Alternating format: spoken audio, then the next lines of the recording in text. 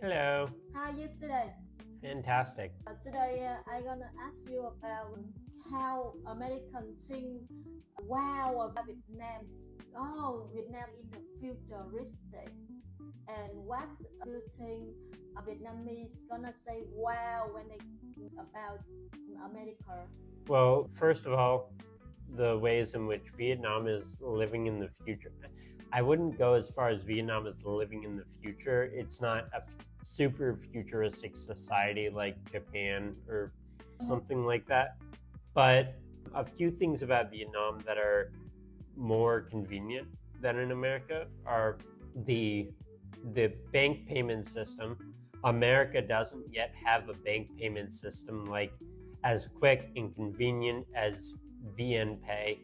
If I want to give if I want to loan money to my friend or I want to borrow money for something, we can just on Facebook send each other our QR codes and instantly get money from each other. Now, America does have apps like Venmo or Zello Pay, but those apps are not universal. Not everybody has those. And also, it's not like every individual and every shop has the same app. There are a few different apps in America, and they're not as consistent as VNPay. Everybody in Vietnam has VNPay, except for some expats who don't actually have permanent residence here. Every Vietnamese citizen, almost everyone who has a bank account has VNPay. Pretty much every vendor, every shop that you go to on the street has VNPay. Wireless payment is super easy with QR codes here. If I in America and I want to send money to you, I have to give you cash. Like I said, there are some apps like Venmo, for instance. It's like an American version of Momo, but not everybody has Venmo. And then at shops, almost all shops in America take credit cards. So that's a convenient way of wireless payment.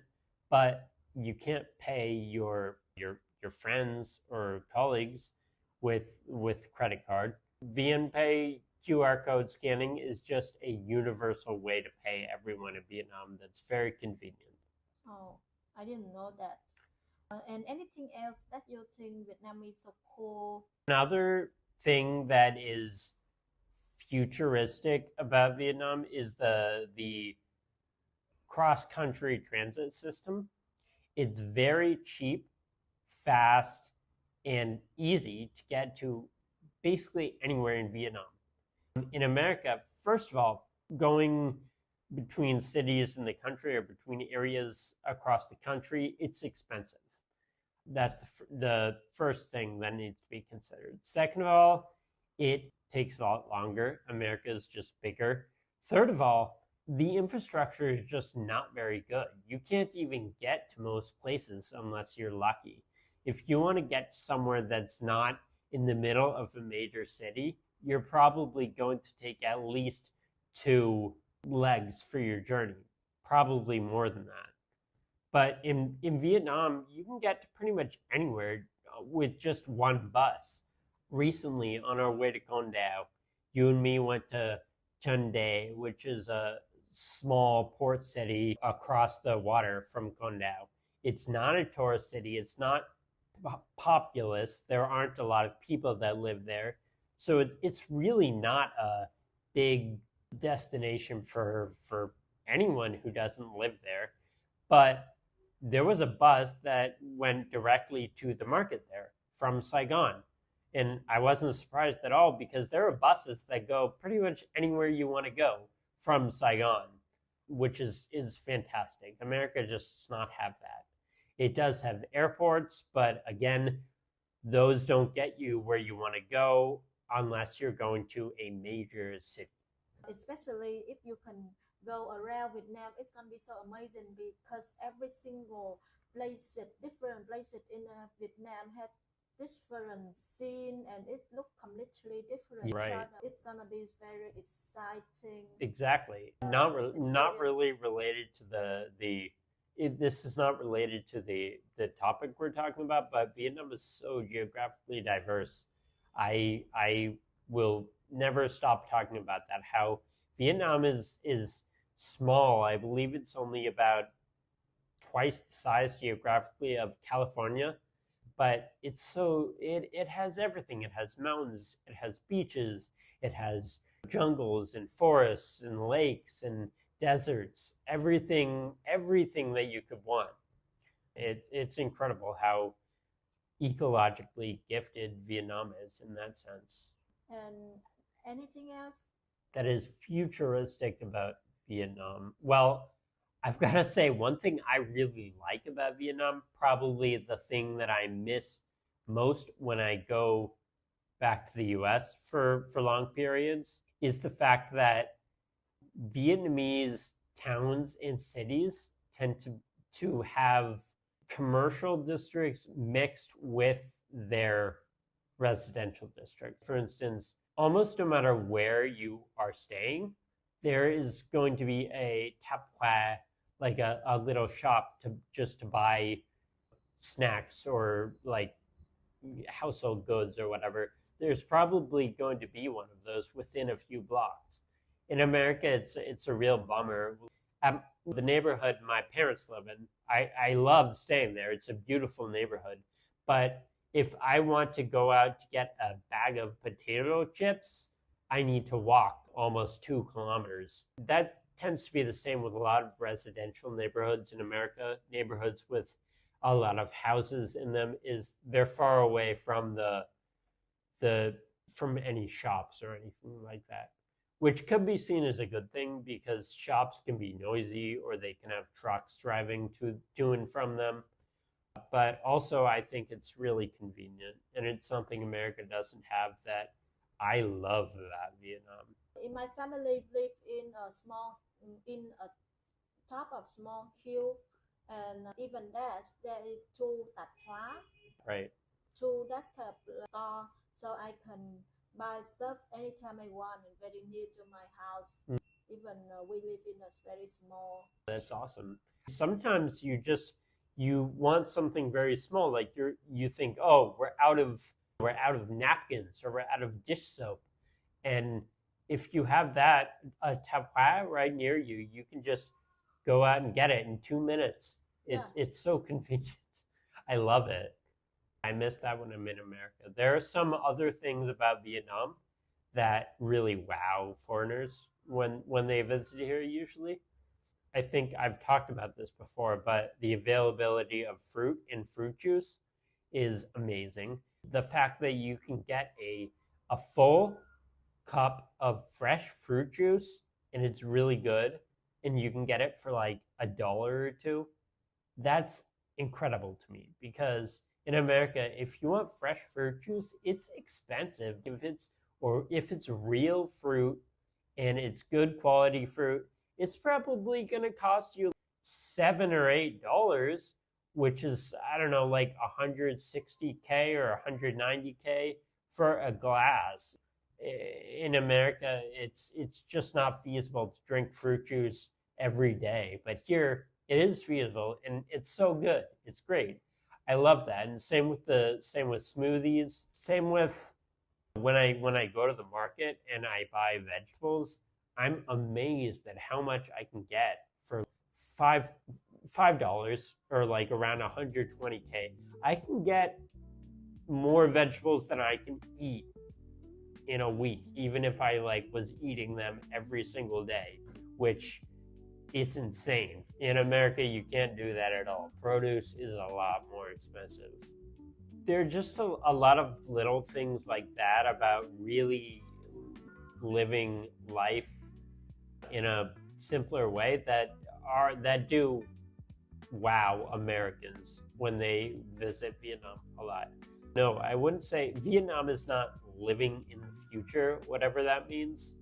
It's more living an authentic life. Do you feel wow about the bike vehicle? How it's so convenient here about bike. Everyone own their own bike, private bike. It's a pros and cons thing. There's some good things, some bad things about how almost everyone here rides a motorbike almost everyone in America drives a car. One of the major pros is that there's a lot less traffic, which might sound funny to someone living in Saigon because there is a decent amount of traffic here, but there are so many people. If everyone who lived in Saigon was driving a car, the traffic would be so much worse. Have you been to Bangkok?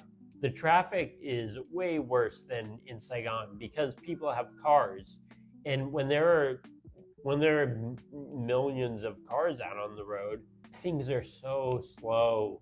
The only reason Bangkok traffic is okay is because everybody or a lot of people take the public transit like the BTS or the MRT. But if you take 1,000 cars and compare them to 1,000 motorbikes, the cars are gonna cause so much worse traffic than the motorbikes. Motorbikes are incredible in that way. They're a lot safer for pedestrians. Walking in Vietnam, even though there are tons of motorbikes and traffic laws are not as tightly enforced as in America, I still feel safer because motorbikes aren't as likely to plow you down and kill you. First of all, motorbikes are a lot more maneuverable. They can swerve around you. Second of all, they don't weigh, 10,000, 5,000 pounds or however much a car weighs. Motorbikes are not going to kill you if they hit you either.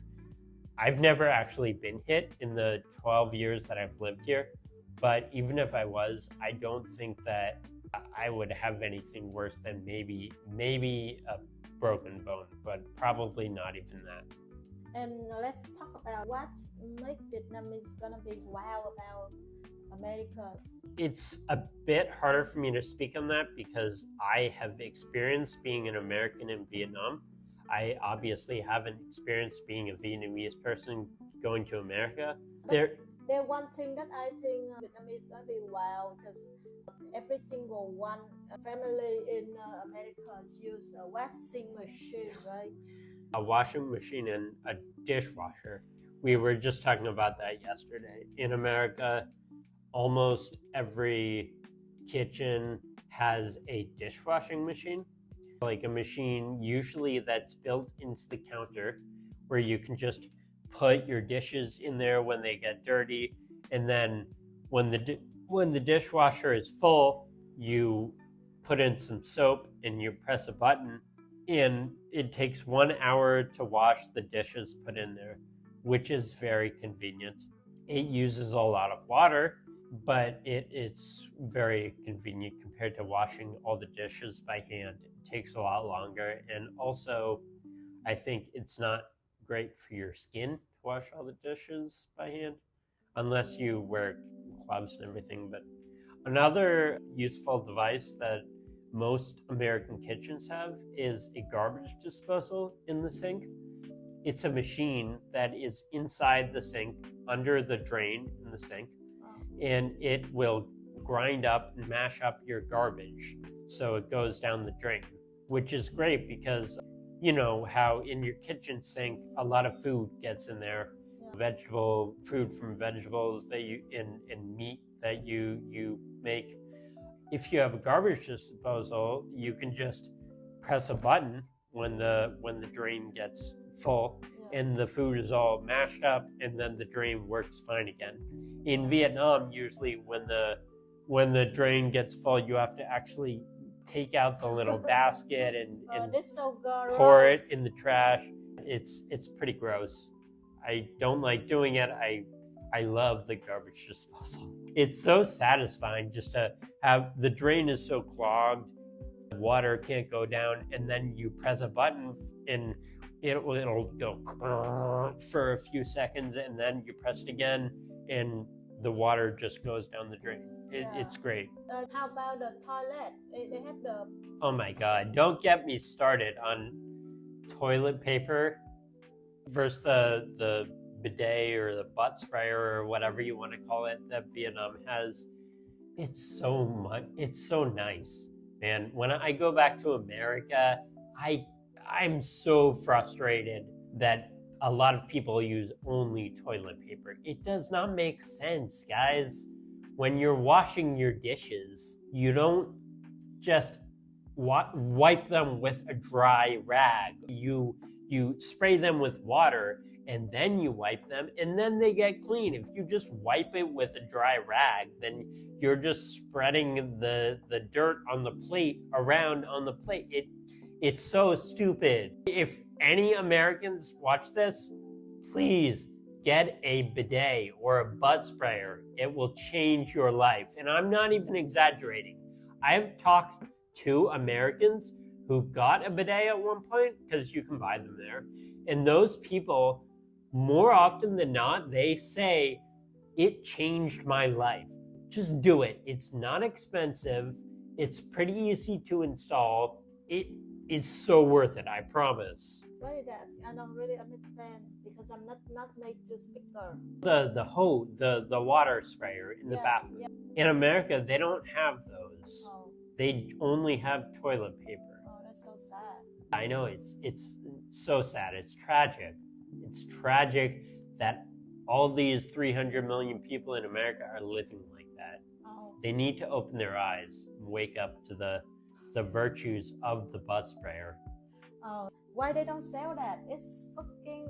They do sell it. You can buy it on Amazon, but it's not popular, like at all. If you go to any public place like a mall or a restaurant or whatever, they like 99% of the time they do not have that. I don't know if I've ever seen a butt sprayer in a public place. Even at most private homes, like people's houses, they don't have them. Maybe 5% of people have that. Oh, thank you. I think that's enough for today. Thank you so much for your time. Yep. Let's talk about another topic next time. See you in a few days.